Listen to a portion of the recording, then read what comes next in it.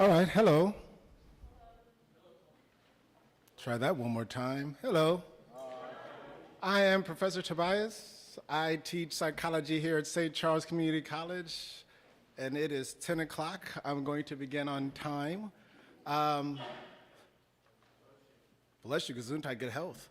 The topic today is actually politics, democracy, and psychology. I actually tend to have a tendency to talk very fast and get excitable. My wife gave me some advice. I need to try and slow down. So today I'm actually going to go a little bit slower than I normally do. Apparently, according to the blurb that I provided for today, I indicated that I would be talking about identity and emotionality and how that taints the democratic process. But as I was doing research for this, I decided to maybe take some things in a different direction. All right. So first off, what is today's presentation going to center around? I'm going to go in order. The first thing that we're going to talk about today is social psychology. And social psychology is going to talk to us about identity, and we're going to focus on identity and group outcomes. Because we are a representative democracy, in a lot of ways, when we elect our presidents, we are electing or we vote for individuals who then represent our interests. So it's kind of important to know how we define identity, our personal identity and our social identity. But once we talk about that, we're going to talk about some of the group outcomes, which means we're going to talk about some of the things that our identity and our polarized process has allowed to happen. After that, we're going to talk about how politicians use the differences in ideology between liberal and conservative in our society to try and evoke emotional outcry to get particular votes. And then I will end with a now what, because I came to a couple of presentations yesterday and everybody had a now what slide, like what do we do next? And so I added that this morning, so hopefully it will make sense for all of us that are here. So let us begin. First thing that we have to do and define, we have to figure out who am I? If you don't know who that is, that's me to the left, and that is my beautiful, amazing, gorgeous wife to the right, which is actually my perspective versus yours. To understand what a personal identity is in psychology, we have to realize that who I am, what I believe in, the interest that I have, it's all about my personal identity. And a personal identity tends to focus on physical characteristics. So if someone was like, hey, Tobias, tell us who you are, I could say, you know what, I'm 6'1", I feel like I'm kind of tall, I'm a little bit athletic, a little bit. We can kind of go to the gym if you need to see my athleticism. I think that works for me. I have glasses on. I recognize that in high school I was Mr. Four Eyes, and that's okay, but that's a part of my particular identity. But my identity also includes my psychological attributes. So if someone says, Tobias, describe yourself, I will say, I am introverted. I am slightly intelligent. I believe I'm intelligent.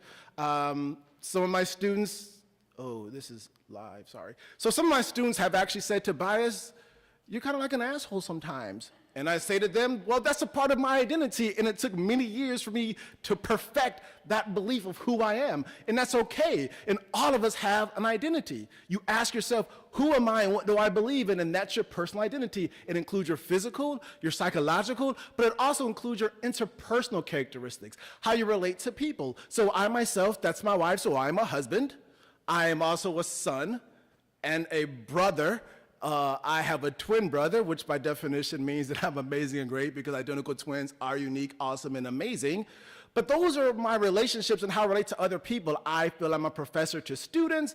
I feel like I'm a mentor. I feel like I can tutor people. That's my interpersonal part of my identity. And all of us have those things. And generally, the interpersonal identity that we have, it helps us understand the world around us. But our personal identity also includes our affiliations.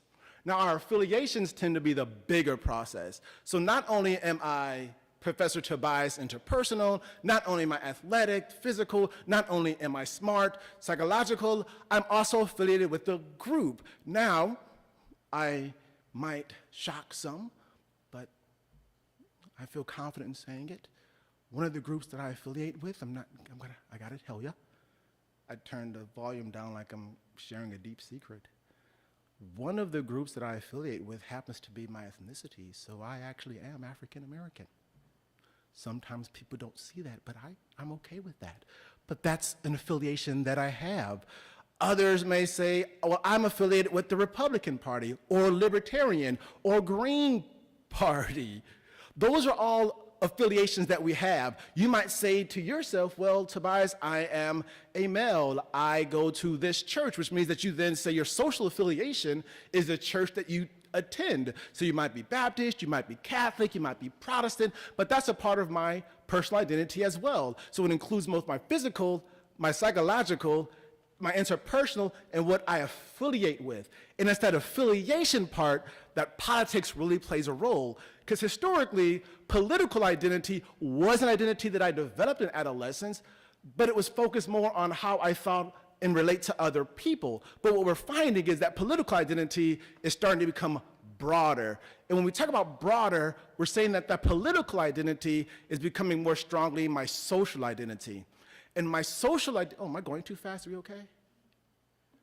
I'm staring, I'll go over here. Am I going too fast? Are you okay? Like, oh, it's fine, you're okay.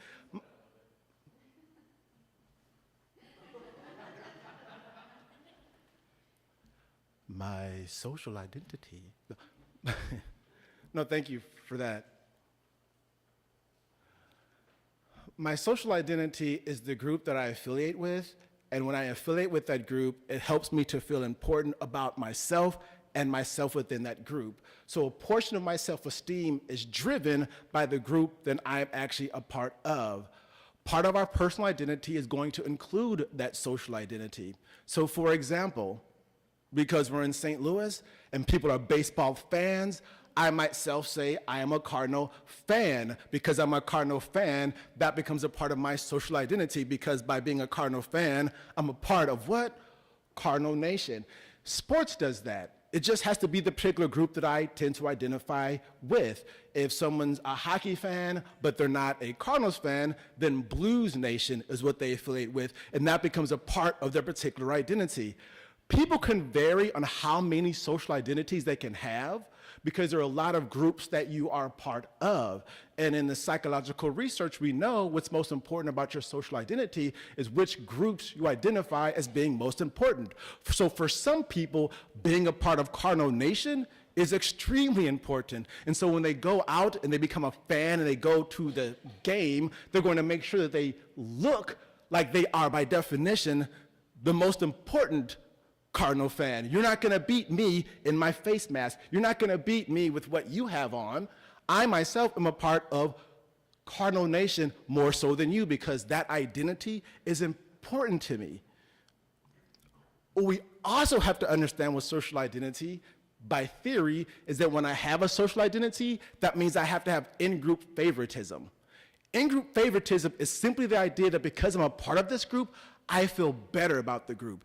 That's why Cardinal fans feel better about being a Cardinal fan. My Cardinal fan is better than any other fan. No one can beat that in any way, shape, or form. We have a bias to look favorably upon ourselves. That's important because that's how we develop our self-esteem. I feel good about who I am. I feel good about the group that I belong to. Now, social identity has two components. The first one is in-group favoritism, which is okay. You want to feel better about what you're a part of. But there's a second part which isn't necessary, but also develops, and that's outgroup dislike.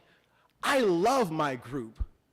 And another part that can happen is because I love my group, I can definitely dislike and hate your particular group. I have to denigrate your group. I have to be negative to your group. And the more negative I am to your group, the more positive I feel about my group. Social identity theory doesn't say you have to have that second part, but we find that that second part is happening more and more. So I can't just like me, I have to actively dislike you. So if I'm in a Blues game and that is who I'm a part of and I'm a Blues fan, I can't just be a Blues fan. I have to also hate Chicago Blackhawk fans. So when I go to a game between the Blues and the Blackhawks, I'm going to punch a Blackhawk fan in the face. Why? Because you are part of the outgroup. You are distinctly different from me. You are less than me. Oh, I got into something. Hold on. Turn into a okay, turn into a different thing right there.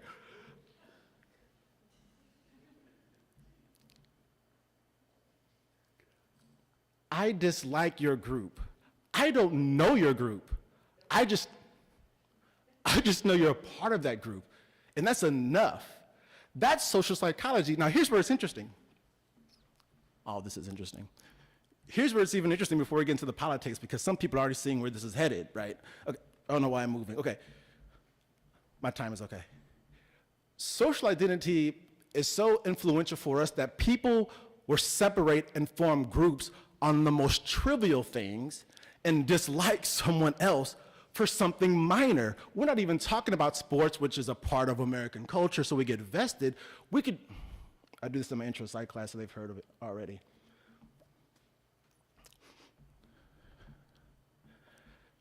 Harry Potter. Harry Potter is a book series that my son read many years ago. In Harry Potter, there are different houses that people get sorted into.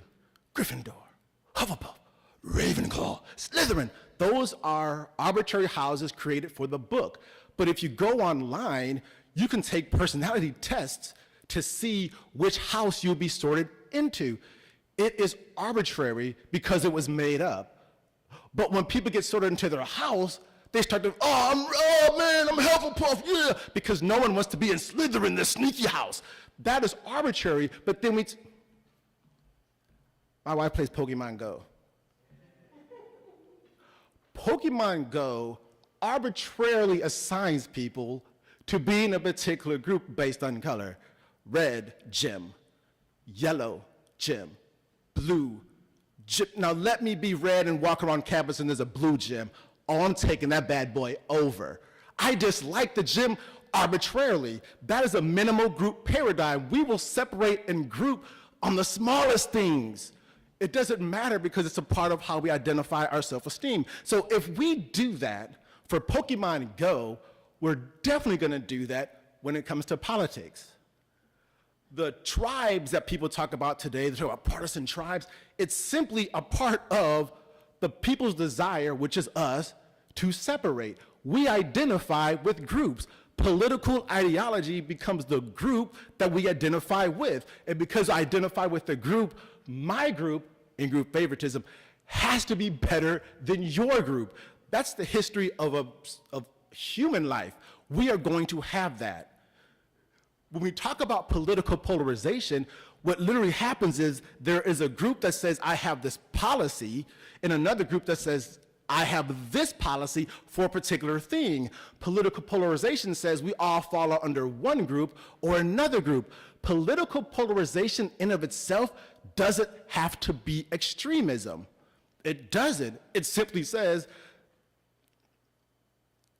let's say I want people to go to school. I want people to go to college, and I want to make it affordable. One group says, to make it affordable, we're going to give people $10,000. And then people go, oh, I like that idea. Another group says, to make college affordable, we're going to give people a $2 credit. And then when they get their job, they can pay towards this or pay towards that. Some people like that idea. Because 100 people like this and 100 people like that, that's polarized. But neither of those ideas are extreme. It's just polarization. I follow one group or another group. And historically, we had ideological polarization, which simply means I like your idea better than that idea. I like your view about immigration and not your view about immigration. And that's ideological polarization. People can disagree on ideology because it simply talks about what we think the government is supposed to do or have the ability to do. We expect that. We should have a different view or a different opinion. We're supposed to have that. That's not the problem. What's happening, though, is we get this thing called affective polarization. Affective polarization, and in psychology, affective means emotionality. We're getting emotional polarization. And so what's happening is not only am I starting to like or dislike your ideology, I'm starting to like or dislike the entire group that you're a part of. In social psych, we saw this as in-group favoritism and out-group negativity. In political side, they talk about ideological polarization and affective polarization. It's the same thing. But the unique thing about affective polarization is that it's not infecting just politics.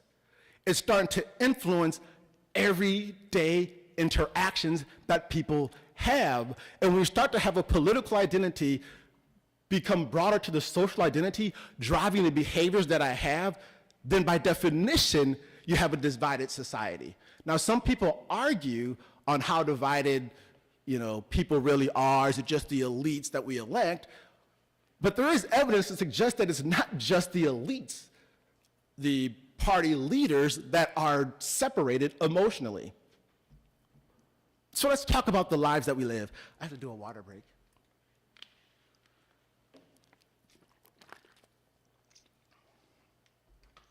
Am I screaming?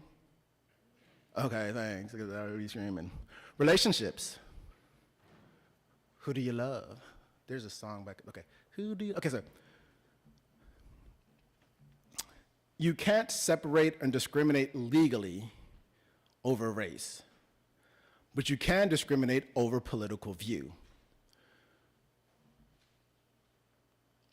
There was a study done in, I want to say 2012. And the study was trying to assess how do people feel if their child decided to marry across party lines. Not racial lines. We already know in the 60s how people felt. We already know that.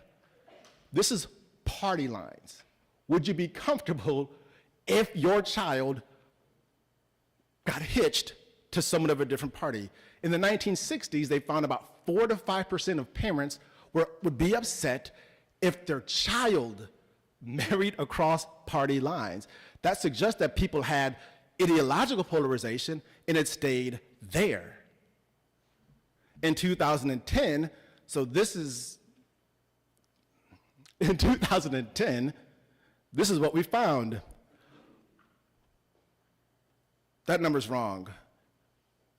It was 1/3 of Democrats and 1/2 of Republicans would be upset if their child married someone across party lines. In 2010, this dislike and disgust was greater than racial animosity. So literally, the number's wrong, it's not 1/2, it's not 1/5, it's 1/2. Okay, I made a mistake, it's 1/2. Okay, so literally what you find is that not only is my ideology different, it's now impacting literally dating someone. I can't date you. Why? Well, player, saying you Republican, man, I can't bring you home. Like, that was happening, and this is before we elected Trump. Like, this is before that. So it's much worse now. Now, some people say, well, actually in this research, Tobias, it was kind of done incorrectly because they asked people directly, would you be okay if your child marrying someone of a different, political group, and you prime politics? And so if somebody didn't prime politics, would it really matter? And others would say, well, even if you prime politics, politics leads to disagreement, and people are still saying, we disagree so much, still don't bring them home. What about academics and employment? There's a research study done in 2015, and it's almost like you do racial studies. You give a group of people, this is going experiment method, you give different people and you say to people, hey, look at these lists of applicants. They want to go to your college. You have a $30,000 scholarship that you can award. These are their high school qualifications. The only thing that you vary is which group they're the high school president of and their GPA. Some people were president of the Republican club in high school. Others were president of the Democratic club in high school. GPAs were 3.5 or 4.0. Here's what you find. Democrats selected individuals who were Democrats over the high school association. Republicans selected Republicans. It didn't matter if the person was overqualified or underqualified. If a Republican high school leader had a 4.0, a Democrat would still select the Democratic high school president with a 3.5. And this was a stronger impact than by doing race at all. So what you're finding is that not only are people saying, I think that your party is right or wrong, I believe it to such a degree that my behavior changes. Don't bring you home, don't put that in your scholarship, because if I'm like you, I'm gonna select you. You're not like me. You're not getting this 35. You're not getting this 30. You're not getting this $30,000. You're not getting this money. But what about where you live? I can go on and on. Here's what we tend to find. Residential migration is driven by people wanting to feel like where they belong. And what we find is that when people decide to move, they move in areas that match their ideological belief system. And so what can happen is if I feel like the area that I'm in is more liberal or more conservative and that doesn't match who I am, I'm moving. Now, by definition, schools are important, being safe is important. But if those things are equal, I look for cues that indicate, is this more liberal or is this more conservative? And as much as it sounds like that's a reach, there are cues that people identify that let them know who tends to live in a certain area. There was research that found that for Whole Foods, about 78% of Whole Foods are in House or Democratic districts, about 25% Cracker Barrels, so about 70% of Cracker Barrels are in Republican districts. That's an urban-rural divide. Areas that have more biking trails tend to be more liberal. Biking trails.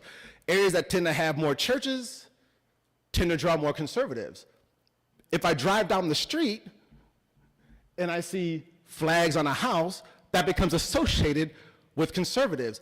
A flag is not a political ideology. It tends to be a symbol related to nationalism. But we've made the flag an identifier. Uh-oh, if you see coexist, oh man, you got, as if someone who's Republican or conservative can't believe in religious tolerance. But when I see this, it becomes like, no, that's a sign. Now, people aren't consciously driving down the street counting flags. They're not doing that. They're not driving down the street looking at bumper stickers, but that's okay, but they unconsciously process that information, and that leads to them saying, I either feel accepted here or I don't feel accepted here. That's how strong social identity can play a role. Now, take it a second, because it's about to get, we've identified how social identity plays a role in our social identities, our in-group favoritism, and our out-group homogeneity. I've highlighted how typically, because of that belief system, it leads to behavioral changes that people have, whether it's who they bring home, who they decide, who they give scholarships to, where they live. But the fundamental question becomes, are liberals, in American sense, different than conservatives? Beyond literally, I believe the government should do more for this or less than this, are they fundamentally different? I'm going to highlight 3 theories. That's a precursor. I'm going to highlight 3 theories which suggest that how liberals and conservatives process information could be different, but the unique thing about democracy is that you need all the ideologies at the table to have a democracy that actually works. All right, so here we go. First theory, water break.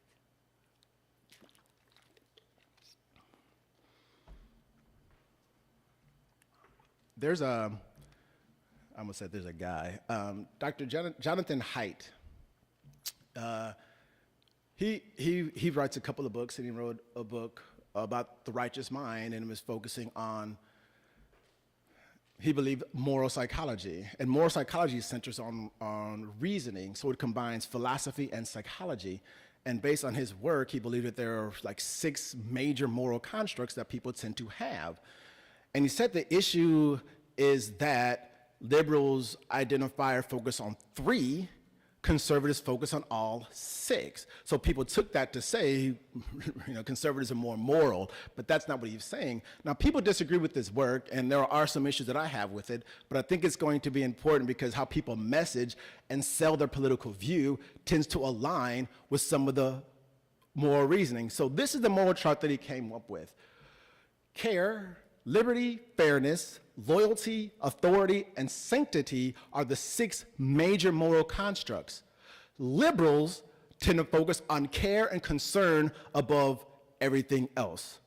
And what that means is, and this goes back into someone I'm going to talk about later, is that when liberals message or try to win a campaign, they focus on care of other people.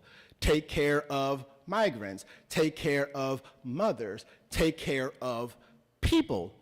As they take care of people, they have this view of fairness, and this view of fairness is focused on how do we take care of the most people and ensure that people have some sense of equality.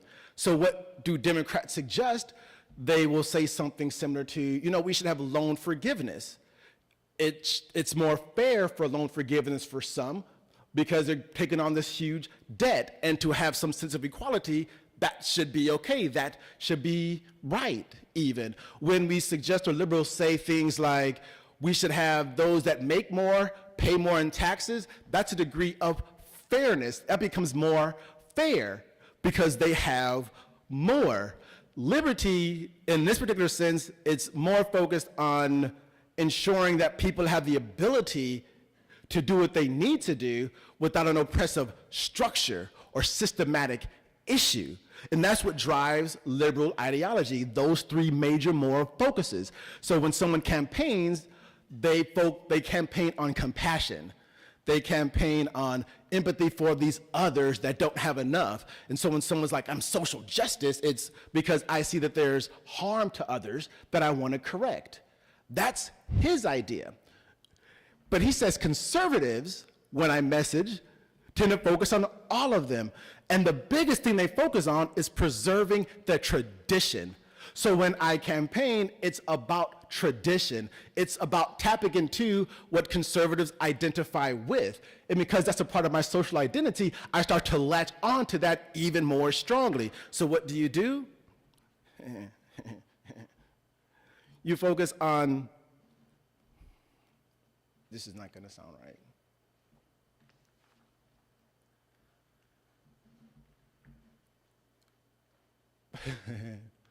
When there's an issue, like right now there's an issue with immigration. Liberals or progressives are more likely to say, well, there's an immigration issue, but we have to take care of them because they're people. The conservative argument is they're people, but they're not our problem. They came into the country illegally, so there should be some form of punishment on them. We have to ensure that America stays America. That's the sanctity argument. It's not so much sanctity of life, which is where people go, it's the sanctity of our institution. America goes this way. If you do loan forgiveness, you are stealing money from people who don't deserve to get it stolen from. So the argument against loan forgiveness is, I paid, why should you get a handout? That's a fairness cheating argument. So the idea there is, it's more about everybody gets the same thing in the sense of loan forgiveness. So we don't do loan forgiveness. I paid my way, you pay your way. If you can't afford your way, you shouldn't have gone. That's the social conservative moral matrix. People disagree with it, but when we sell political arguments, they sell it along these lines. Vote for me and I will protect our institution. Vote for me and I will ensure stability. Vote for me and I will make sure everybody's doing what they're supposed to do, and those that don't will be held accountable. It's the argument we make when it's a law and order campaign. I'm telling you that when you have chaos, I can fix it. And because I identify with that idea, it pulls me closer and closer to that polarized conservative argument. Now, Dr. John Jost said, you know what? Well, he actually said Dr. Haidt's kind of like not his guy, very politely. He says that there are political, ideological differences between liberals and conservatives cross-culturally. So not just in America, Turkey, Sweden, they're different. And for him, he focuses on trying to identify how come they're different and how they reason because of that. So for him, he focused on what he called how they process knowledge, how they process experiences, and how they relate to each other. Liberals have integrative complexity. They take multiple views. They have a larger view. Liberals reflect on things that are going on. Liberals say, I have a need to think. I have a need to ensure we have these processes like education is very important, and liberals tolerate uncertainty. He's not saying better or worse. He's saying that is an ideological difference that he found cross-culturally for individuals who claim that they're liberal. Conservatives have a need for structure and order. They have a need for closure, so they don't like ambiguity. Intolerance for ambiguity. Very cognitively rigid, and there's an idea called dogmatism. There is only one way to do things. It has to be this way. Some of this ties into what Dr. Haidt is saying, but they're saying it in a slightly different way. A third person is Dr. Lakoff, who's a cognitive scientist. He says I get that liberals and conservatives are different, but there's a neurological difference as well. I forgot one thing.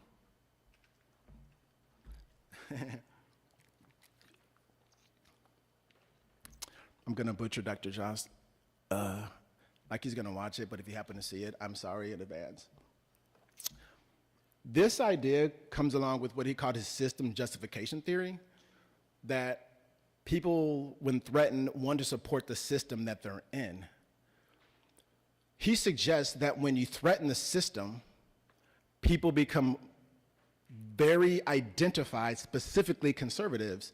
So if someone is conservative and my system is threatened, which means if there's some degree of confusion or chaos, that drives voting behavior more for conservatives than for liberals.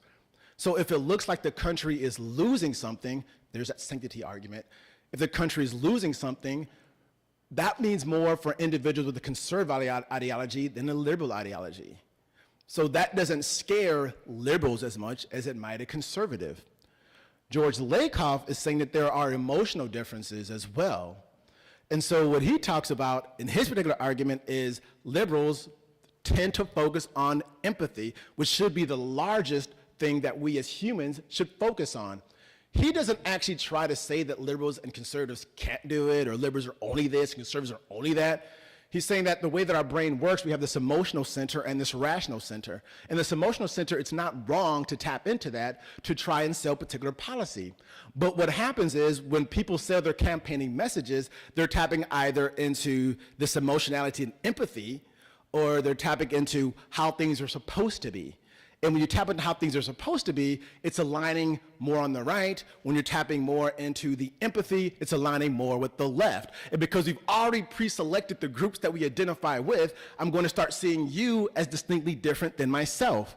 So the political groups actually message their argument to individuals based on the ideologies that we see, which is why there's increasing effective polarization, because their messages are tapping into whether you go with Jonathan Haidt and moral, whether you go with Jonathan Jost and his political, or you go with George Lakoff and his biological, they're tapping into these differences that we have already. So now what? Why does any of this matter? It matters because for a democracy to work, you have to have tolerance. You have to have tolerance, you have to have support for each other, and you have to have compromise. The only way that our democracy works is if individuals, regardless of ideology, can actually talk to each other. They have to be able to compromise. If someone says, I want open borders, which is actually not truly the liberal position, that's more of a libertarian position, but that's a story for another day. If someone wants open borders, and someone says, no, shut those borders down, they have to find a way to compromise in the middle, because that's how democracy is supposed to work. So what can you do to ensure that we're not falling headlong into one or the other? First thing, common identity. I'm going to be fair and honest.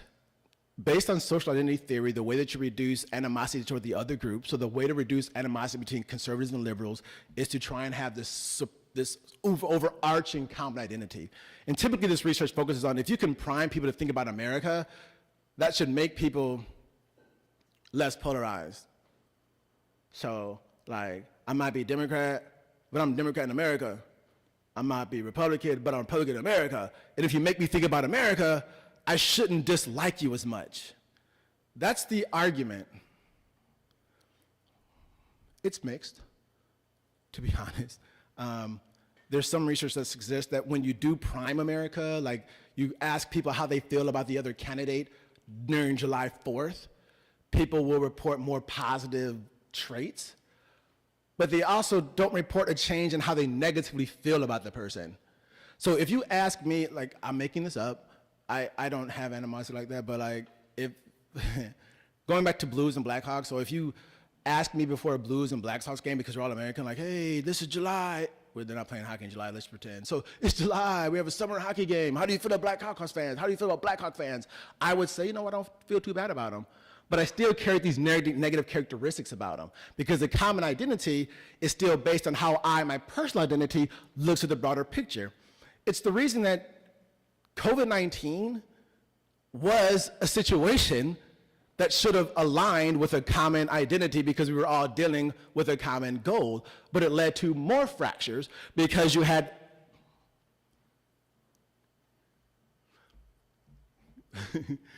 you had individuals indicating that they were the authority figure. And because they were the authority figure, that aligns more with the conservative ideology because COVID caused chaos, and chaos drives political conservatism.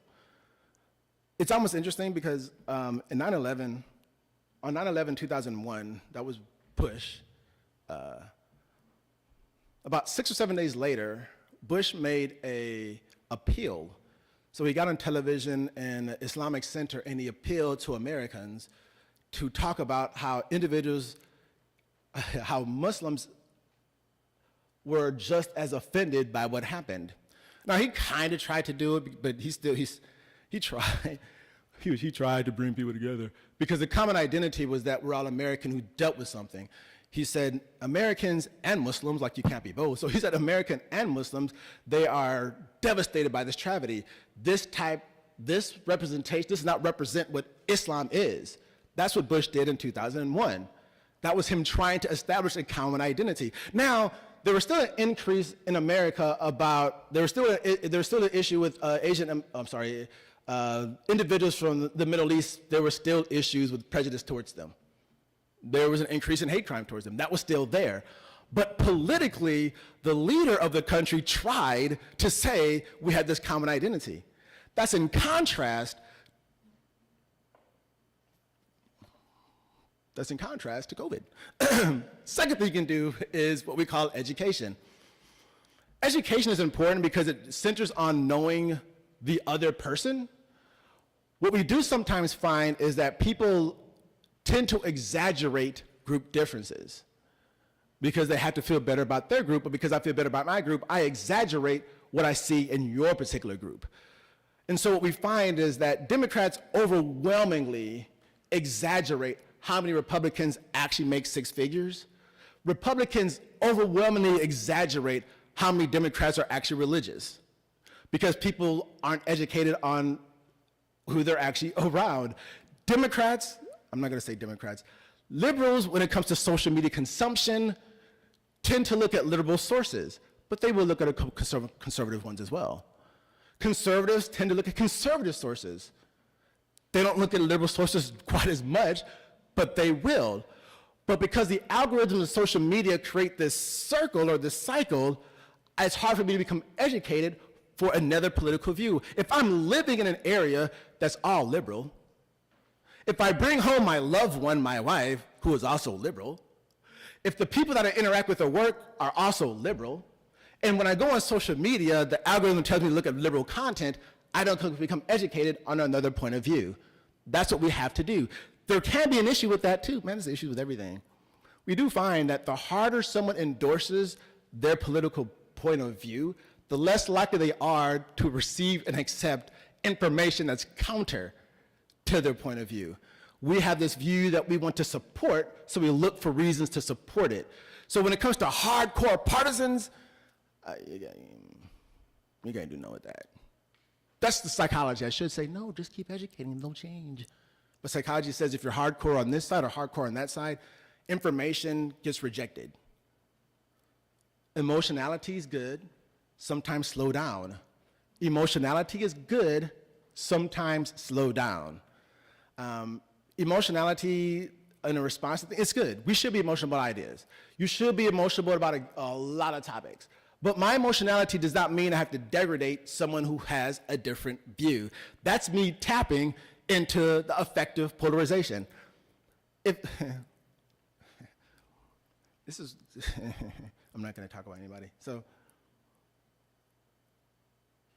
I'm not going to talk about anybody. Political.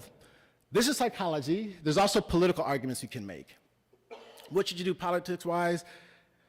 I'm not a politician. I'm not a political science. That's not my field. That's not my thing. I stay in my lane. I'm psychology. But sometimes we have to tell people to shut up. And no, not the person next to you. Not that. The person next to you is fine. Because you're like, Tobias, you just said, no. My wife said, don't do this, but I have to. I'm sorry, wife.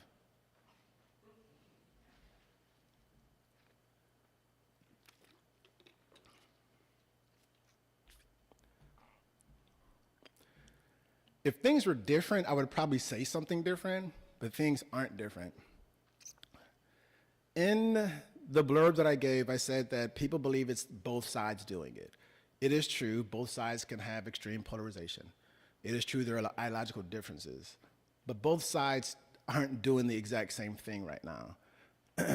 And it's not even a liberal or conservative thing. It's a small group of individuals that have the loudest voice. And that small group of individuals that have the loudest voice are tapping into irrational fears. And by tapping into irrational fears, they're driving greater division. So the individuals that are tapping fears, you need to tell them to shut up. But that's not happening enough. And you can tell them to shut up by simply, not voting for them, not endorsing them, not following them, not retweeting them, not doing any of that. Because what they're saying is incorrect information driven by emotionality. Hello, how are you? So you have to tell them to shut up. Like, you literally have to do that. Second thing, you have to take money out of campaigns. And people are like, no, because what happens when you put money into campaigns, the individuals that are most funded become the ones that have the loudest voice, and the ones that have the loudest voice drive the greatest division. And that's what you see now, because they raised this much, they raised this much. Making a lot of money doesn't mean you'll win, but making a lot of money means you have a bigger voice, even if your ideas are the smallest. Because the campaigns are driven by tapping into differences in ideology. Third, vote more. That's the biggest thing. The more that you allow voting, the more the people themselves actually have an opportunity to voice, whether it's direct, which tends to be smaller elections, I'm not gonna lie, those are smaller elections, or the presidential election, which is more representative, and we hope the electors do the right thing, and so people talk about, banning electoral college and that stuff, but typically the more you vote, the more you person has a choice.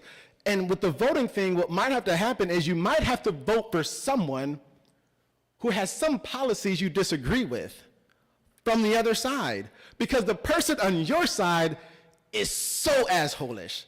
You can't allow them to be in that particular position.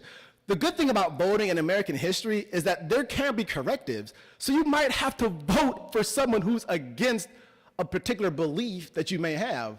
If the other person is so extreme, they're actually more damaging. Here's an example. I don't want to get here. I don't want to. Yeah. In Missouri, I like Missouri. It's all right, I'm here. I rode with it. I mess with Missouri. Missouri messes with me. In a local election here, which is why education is important, and midterm elections tend to be low, but local elections tend to have low voter turnout. They tend to be really low. Locally, I'm not focusing on St. Charles and who y'all like to the school board here, but locally, on the St. Louis side, someone won the representative for Republicans to run against the county executive in St. Louis County. A person ran that people did not know. No campaign. The views were conspiratorial. People did not do education on the candidate. They were Republican. There was another Republican whose name was Shamad. People associated that with something negative, and he lost simply because people didn't know who he was. If more people came out to vote and were educated, you would not have elected someone who had conspiracy theories to run against Sam Page. Like, that makes no sense, but that's what happened. In local school board elections, people run on campaigns of, we're going to ensure that we have the best views for our children, and they have conspiracies. I understand you want the best thing for your children, but if someone's campaigning on conspiracies, you might have to vote for the other person because they believe in conspiracies. You can't, I'm done. Questions? I'm finished. I'm finished. I'm finished. I'm finished. We have a question, Michael. What do you think of the OAN system? Like, channel? Have you heard about it? Yes, I have. What do I think about it? The question was, what do I think about OAN, which is the One American News Network, that channel?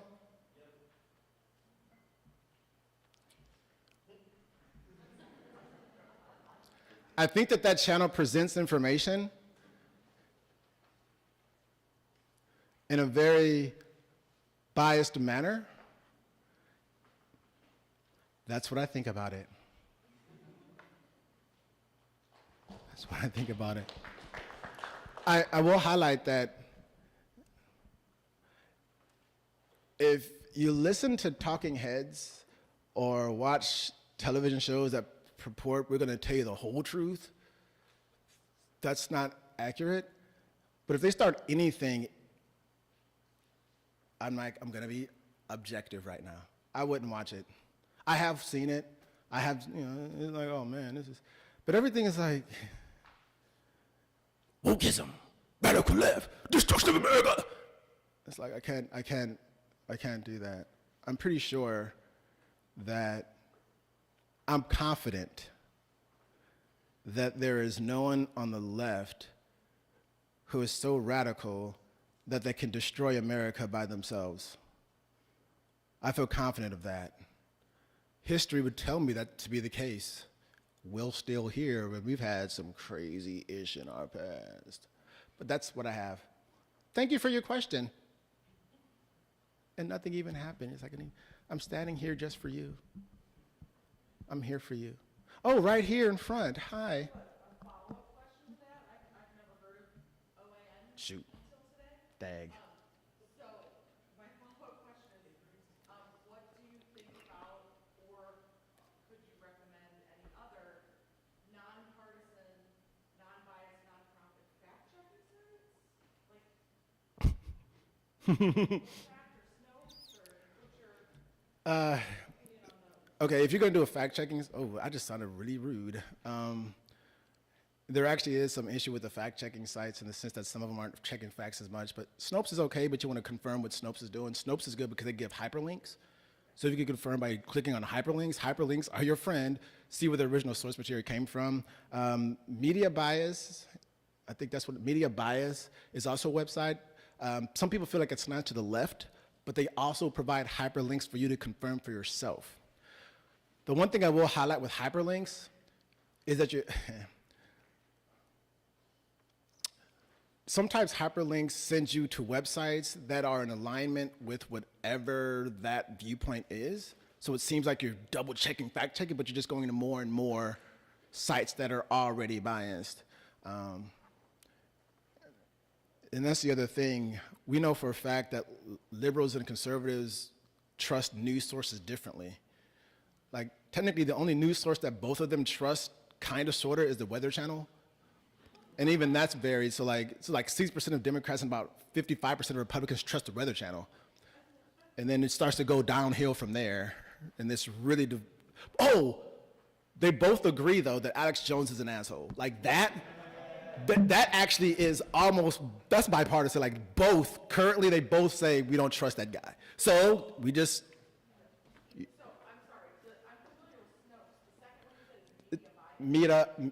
yes, I think it's media bias. Media Matters is a website with information. I think Media Bias is a website that just identifies different news sources and how much political bias they have. That's a good one to do as well. And for those that want to know more about Polarized America, I would also suggest is Why Are We So Polarized by Ezra Klein. He is liberal, but it's a good, easy read. It's a good start. Why Are We So Polarized? Ezra Klein. That's free. There you go. I got to gang more, but if you really want to know, but that's an easier read. Height's a hard read. Like, I don't know what he's talking about. Lakoff's really hard. Like, I don't know what he's saying. I'm here for you. I'm here for you. Yes. Uh-oh. It was an excellent presentation. Thank you. My question has to do with how does your academic discipline help us understand what seems to be shifting elements in our political landscape? And what I'm thinking of specifically is the treatment of migrants being shipped, for instance, famously to Martha's Vineyard with no provisions ahead of time. It was just it was a political statement. It was, to some minds, a political stunt. And I'm concerned and dismayed by the fact that it just seems to be an up or down vote among the people about how they feel about it. If you're conservative, that was okay, or even a good thing to do. If you were liberal, you condemned treating people like pawns. And what surprises me is that, you know, if we have a Christian country, or more properly, a nation filled with Christians and Catholics and religiously minded people, if, you know, for instance, the Bible, I don't think there's any ambiguity about how one should treat migrants.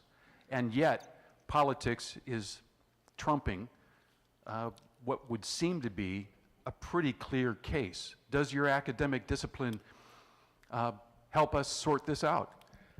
In a way it does, because it goes, there's a view that people can have of other people that's more humanist. And this is actually where Lakoff and others dislike Democrats, because Democrats don't emphasize the human emotionality of what we do to individuals that we classify as different. So migrants that are coming up, we already see them as different because they're not American. But a humanist perspective would see you as a person trying to escape some horrible condition. And as a country, that should be what we want to do. And so in psychology, there are humanistic theories that see people broadly as more human. So if I can convince or tell people, like, you are human, the border doesn't matter, you are human, I wouldn't want to ship any human unclothed, unfed, someplace else that they don't know about. That should be dastardly just appealing to our humanity. We have to care about that human. All the other stuff is secondary.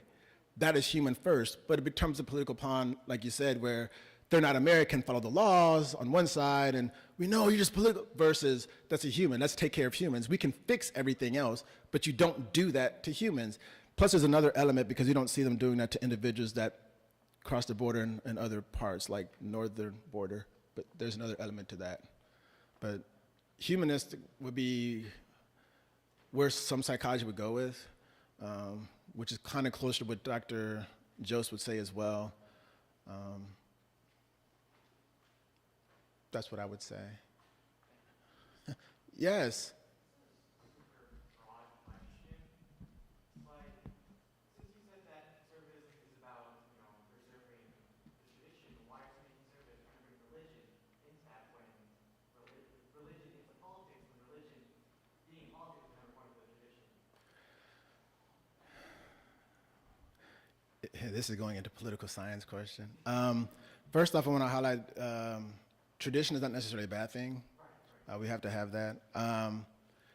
There was some point in American political history tradition where they decided to introduce religion as a component of the Republican platform, as a way to kind of delineate the parties in a way. And so when you start doing that, that's where we get the introduction of God on coins and God in the pledge. And so by doing that, it helps people feel like America is this unique or moral country.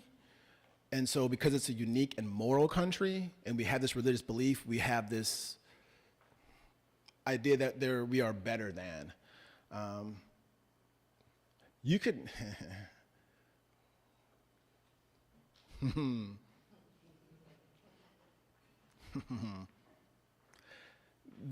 there's not a problem with the politician who's religious. That's not an issue. The issue becomes how they define that religion and American, and so by definition it becomes the same thing. So we become a theocratic state. How I particularly read the Bible is how it's supposed to be. But it's actually interesting, because when you watch people campaign now, that becomes a part of their campaign issues. And it's like mentioned prominently on campaigns. It's like, I defend the unborn. I believe in God. It's like, that's cool, but I'm trying to deal with the economy. That's a story for another day. That's more of a political science question. And we have excellent political science instructors here that have a lot of classes that will talk about that. Professor Rosler has a great class. We have Professor Rand, we have an amazing poli-sci department, as all our departments are amazing. Thank you for your question. I'm here for you. Yes.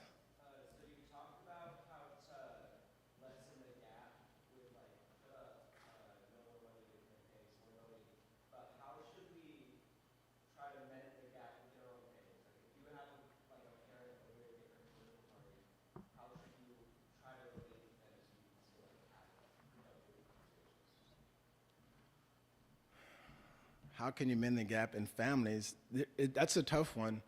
And it's a tough one because some belief systems, the only way that belief system exists is for someone to deny my personhood.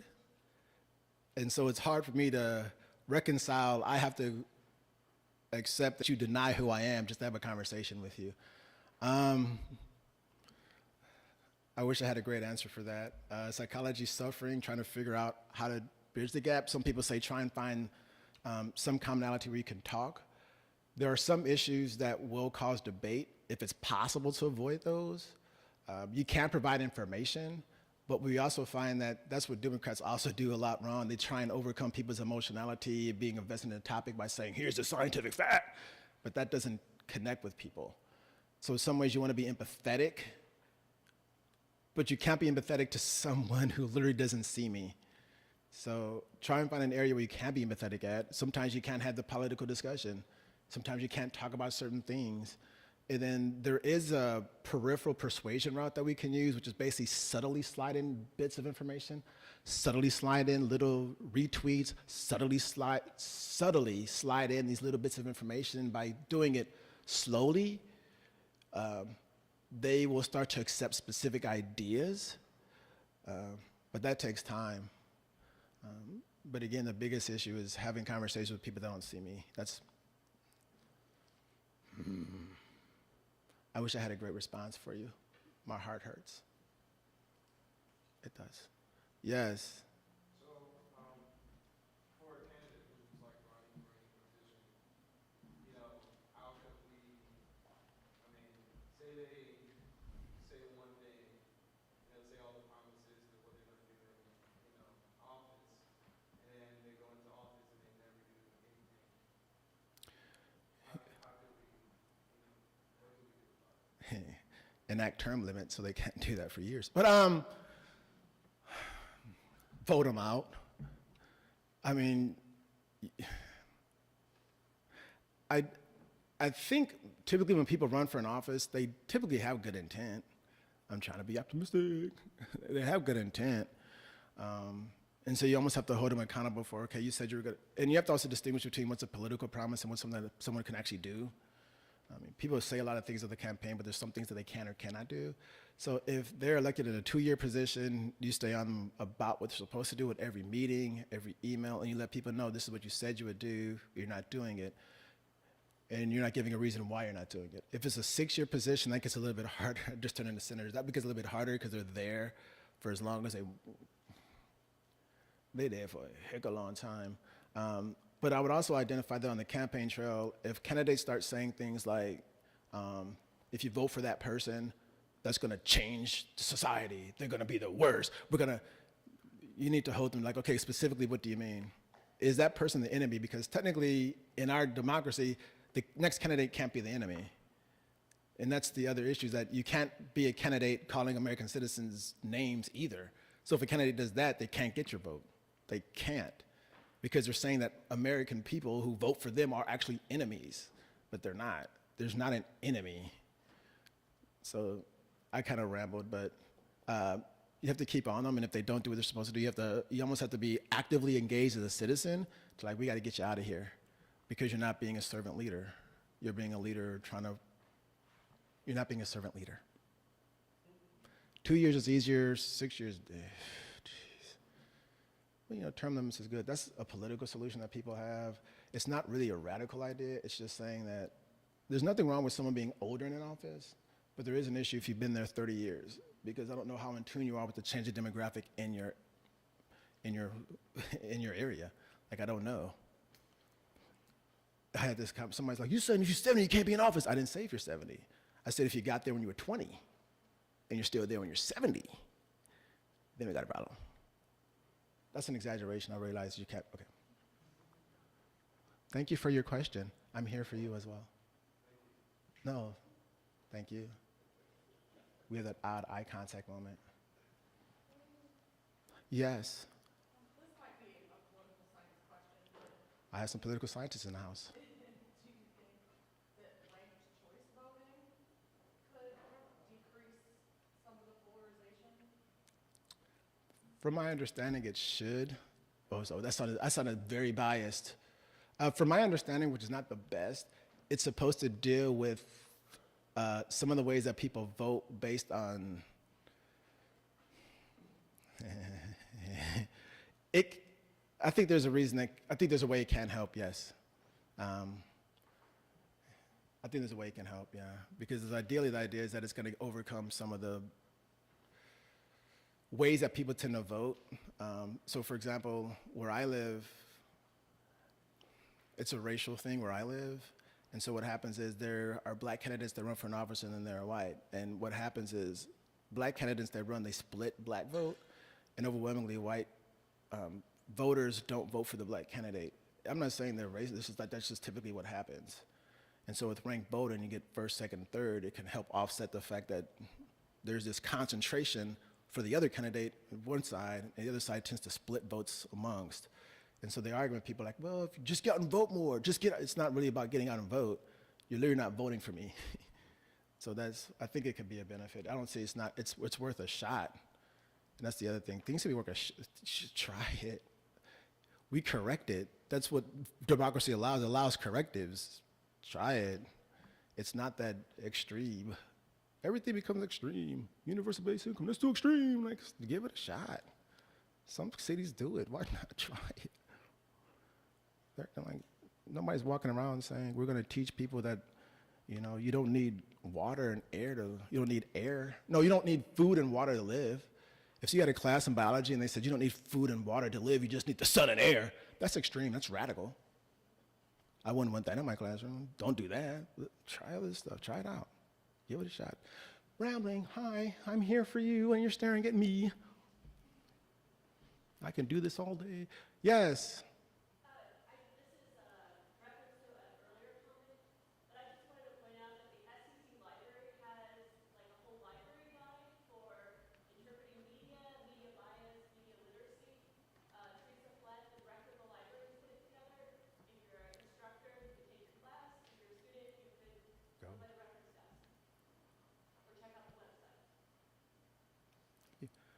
Oh, I also want to thank all of you for showing up. I know it's extra credit for some are required for the class by others.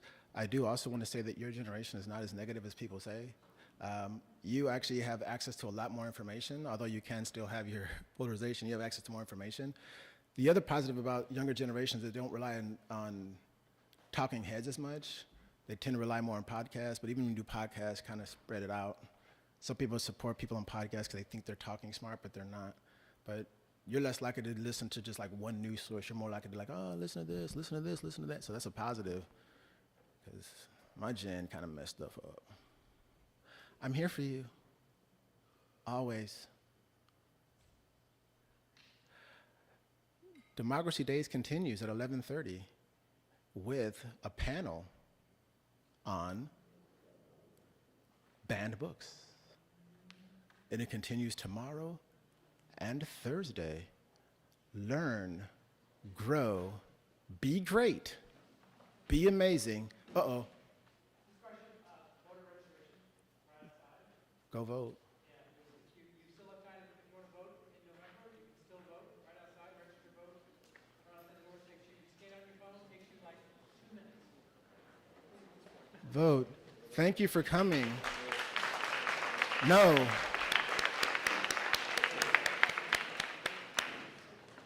Go Chiefs.